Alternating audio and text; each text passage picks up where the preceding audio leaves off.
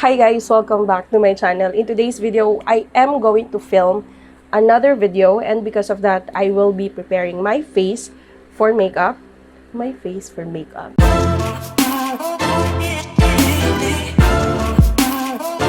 Hi guys, welcome back to my channel. In today's video, we are going to do a get ready with me video, and we are going to talk about these two products na nakita ko sa SM kasi na-curious ako kasi I was like, oh my gosh, I think I found the product for me but I'm not sure. Let's go ahead and try it out. So, that's what we are going to do today. The brand that I'm talking about is the Dr. Sensitive. May dalawang products lang naman ako dito kasi alam nyo. Poor tayo, so dapat limited lang yung budget natin for anything. Pero na-curious kasi talaga ako kasi it's really cheap. I feel like it's too good to be true. But you know, we can never tell. We found a lot of products in Watsons na talaga namang nag-work for a lot of us. Hopefully, they will also work for us women with textured and oily face. Yeah, I have here the Dr. Sensitive All Day No Sebum Serum. Malinis ba ang kuko ko? Di malinis ang kuko ko. Sorry. Sure. This is for 79 pesos. And for your 79 pesos, you will already get 10 ml of the product. So, ayan. This product promises to control oil and shine on our faces. Oh my goodness, that is yung parang hinahanap naming mga oily skin.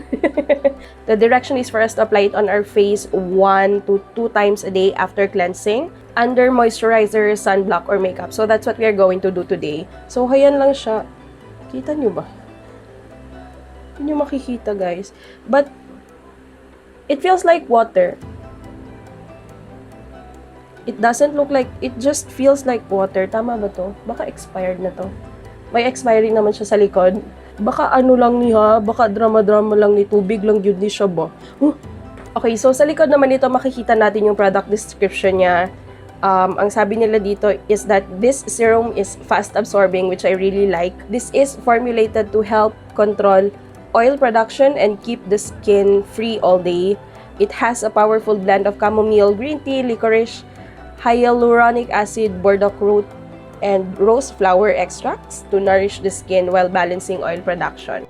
Okay, I'm just gonna go ahead and massage it in sa mukha ko, tapos babalikan ko kayo, ha? Okay, so ngayong mas nafe-feel ko na siya sa kamay ko, may konting parang hindi naman siya like tubig talaga, so hindi siya tubig.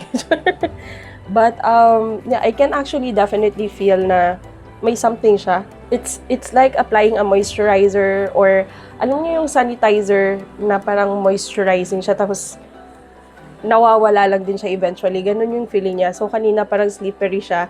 Ngayon parang hindi na masyado pero mafe-feel mo na andun siya sa skin mo. Ganon.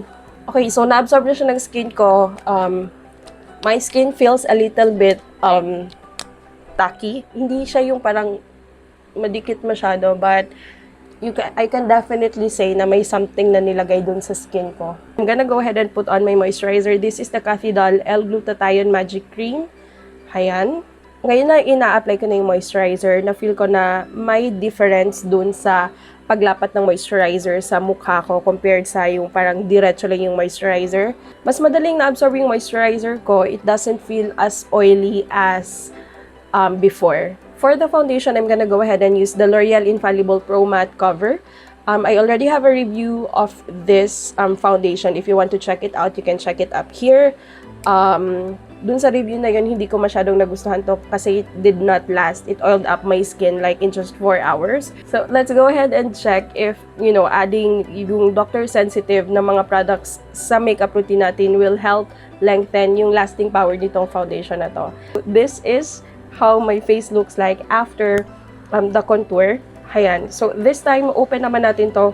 Dr. Sensitive All Day No Sebum Blur Powder. So, for your 149 pesos, you will be getting 25 grams of the product. This product claims to help soften and blur out the appearance of pores. I doubt na magkakaroon siya ng effect sa pimple scars ko, but let's still check it out. Tapos, sabi din dito, it also provides oil and shine control for an all-day fresh look. Which is hinahanap natin lahat. Kasi 'di ba pag nag-makeup ka, gusto mo fresh lang yung makeup mo. May tendency kasi talaga, gaya ng sinabi ko kanina, na kapag ka-oily yung skin mo, tapos nainitan kang ganyan, at the end of the day, mukha ka ng basahan. Oh my goodness. Oh! Okay. Try ko. So, this is how my face looks like after application ng powder. So, itong side na to ng face ko ang may powder, itong side na to ang wala. So, let's go ahead and compare. So, this is how my face looks like with the powder on. Okay, so definitely na-smoothen niya yung mga pores ko dito.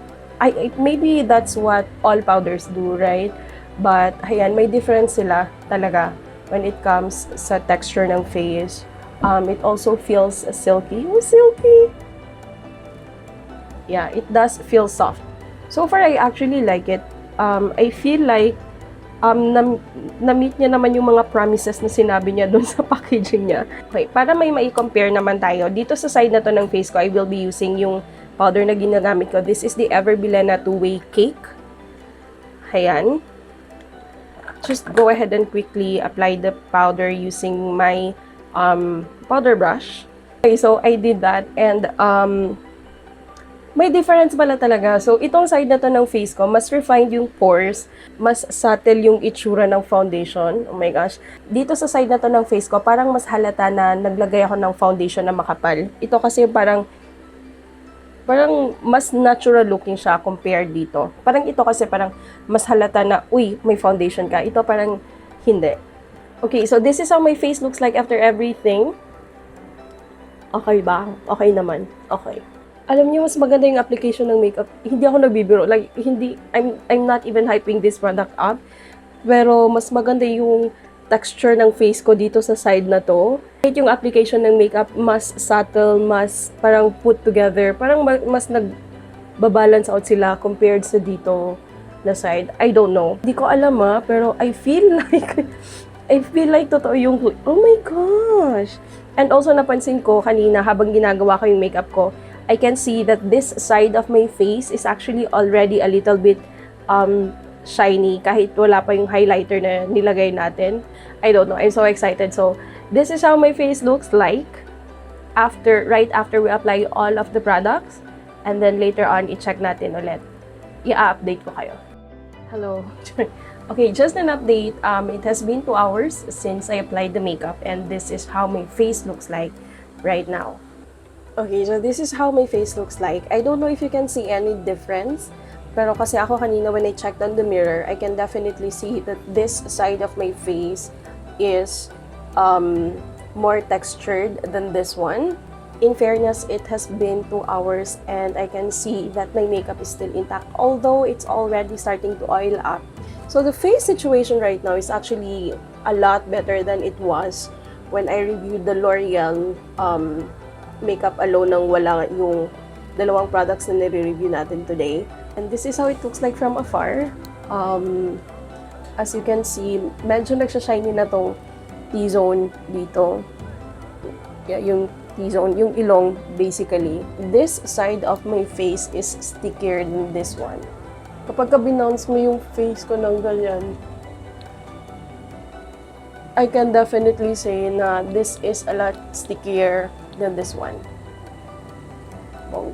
Okay, so just to give you an update, this is how my face looks like. This is 8 hours after natin in-apply yung ating makeup. And as you can see, I don't know if you can see a difference kasi ako nakikita kong may difference talaga sa mukha ko. So, this right side of my face is actually very oily and as you can see, ayan, nagli-lift na yung mga foundation which is actually like normal lang sa foundation na to kasi nung last natin try natin siya, it only lasted 4 hours sa atin and we got this result. But with this one, umabot siya ng 8 hours bago siya naging ganito. With this side naman, as you can see, hindi siya kasing oily nitong side na to. I don't know what kind of sorcery this is, but yeah, I was actually kind of skeptic kanina nung tinry ko. Sabi ko baka ano lang to, baka chest mess lang to, baka hindi talaga siya magaling. But I can actually see a difference. I can actually see a difference. And masasabi ko na talagang effective siya. For both of this product, I'm gonna be giving it 4.5 out of 5. So they actually exceeded my expectations. Talagang masaya ako sa naging resulta nitong product na to. So I'm gonna be using it. I think I'm gonna be using it more often. And I'm so thankful I actually found it. So yeah, that's gonna be it for this video. If you haven't subscribed to the channel yet, please do go ahead and subscribe. Let me know if you have a channel yourself. And yeah, para mapuntahan ko naman yung channel mo and so we can support each other. So I think that's gonna be it. Thank you very much for watching. I'll see you on the next video. Bye guys.